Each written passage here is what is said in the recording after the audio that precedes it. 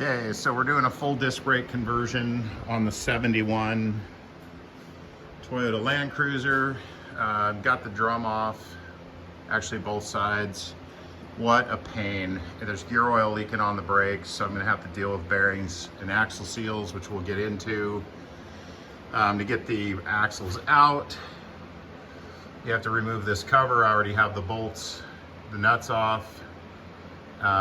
You got to pop the cover off, and then there's a bolt and a cross pin and C-clips, and I'll do a video once the cover's off. To get the very difficult to remove drum off, I tapped a hole. It was an existing hole in the drum, and I used bolts, and then once it was out far enough, I slide hammered them off the rest of the way. So we're to this point, and I will continue with the rear end cover removal. I'm gonna try to use a screwdriver as a pointer. So this is the bolt right here.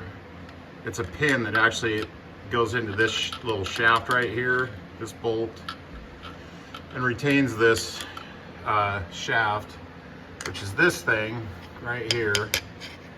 And then once that's out, you pull that out, and then if you look right at the tip of that screwdriver, you can see the end of the C-clip right there. You can see the groove in the axle right there. You push, once this pin's out of the way, then you can push the axles in. The C-clip will come out. It's the same on both sides. And then you can pull the axles out. And then your axles are out of the way, so you can get your backing plates off. Little pin looks like this. This part is not threaded. It's just threaded at the very end. That's a pin. You take that bolt out from right there. It was in this hole, and then it makes it so that this centerpiece will pull out of there. And I'm gonna use, again, I apologize, I don't have a fancy holder, but I'm using the bolt as a tool to get the pin out. And then you're gonna have to rotate the drive shaft a little bit, right? Rotate the drive shaft, and now the pin's out where it's exposed. So here's the pin and the retaining bolt. The bolt retains it.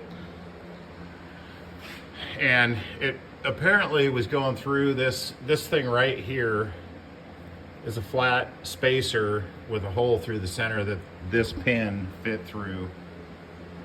And now that flat spacer's kind of fallen inside a little bit, it's out of the way. And then if you push, I don't think I can reach, maybe I can, let me try. If you push the axle in, see that? Now, that C-clip will come off. I might have to get in there with a magnet to get that off. Actually, I think I can get it with my fingers. So here's the C-clip off the axle. And now the axle should just pull right out. So let's go out here, and there you go. So now that's one axle out. Now we just got to do the same thing for the other axle. Just push the axle in, get the C-clip off, pull the axle out, and then that gives you access to these bolts here and this whole backing plate, everything, the brakes, backing plate, everything. I'm just going to undo this one brake line right here, right there. Undo all those backing plate bolts, and then just take the whole thing off as an assembly because we're not reusing any of it. All right, the axles are out of the way. Again, you got to take the rear end cover off. To do that, you got to pull the center pin, and you have to pull the C-clips. Now we're going to pull these bolts. There's 6 of them. There's 3 on the top, 3 on the bottom. We're going to undo the brake line from back here. Get a camera on that. Right there. And this whole mess is going to come off. And also, I just ordered seals because these are leaking bad. There's oil everywhere. It's a big mess, and it's on both sides. So Let's get those 6 bolts out and the brake line and get to the next step. In so many of these YouTube videos, they cut and edit and they don't give you the whole picture or the truth. These brake lines are very hard to break loose, and they usually just round off if you try to get them with a wrench.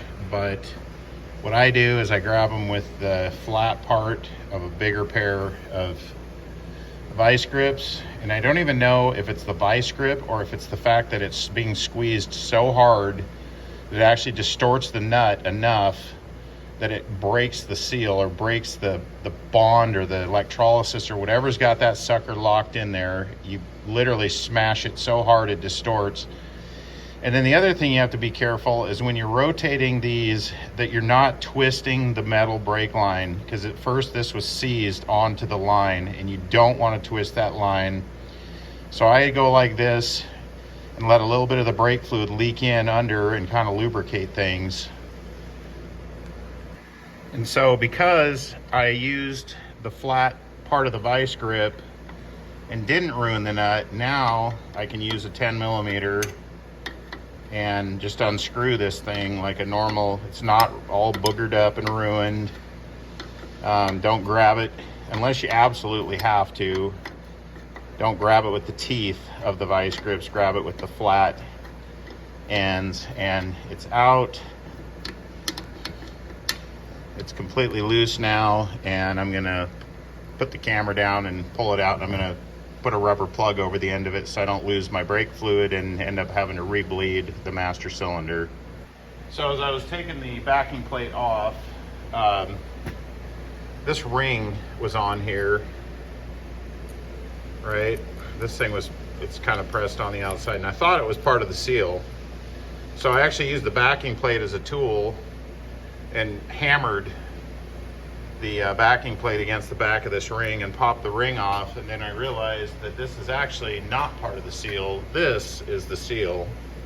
So I'm going to use, I have this trusty slide hammer that has this nice 90-degree bend on the end of it, and I'm going to hook that in there, and I'm going to hammer this seal out. I have new ones ordered that'll be here later today. The seal came out super easy, too easy actually in my opinion. And I'm wondering if the leak of the seal, let me get that focused, is actually it was leaking around the outside of this thing, because it just wasn't in there. I mean, it was in there, it wasn't loose, but it came out pretty easy. So my recommendation, depending on what the new seals look like, is to put a thin bead, just smear a thin coating of silicone, you know, whatever your choice of engine sealant, so that seal absolutely seals into this housing, because it's just a metal seal going into a metal housing, and unless it's perfectly seated in there, there is a potential for it to leak. But anyway, so here's the six studs for the backing plate coming off, and now I'm waiting for seals. So we're done for now on this side. So the backing plates are actually pretty tight on there. I didn't show taking the other one off. They're a little bit of a press fit in here, and I just took a hammer, smacked them. To get them loose.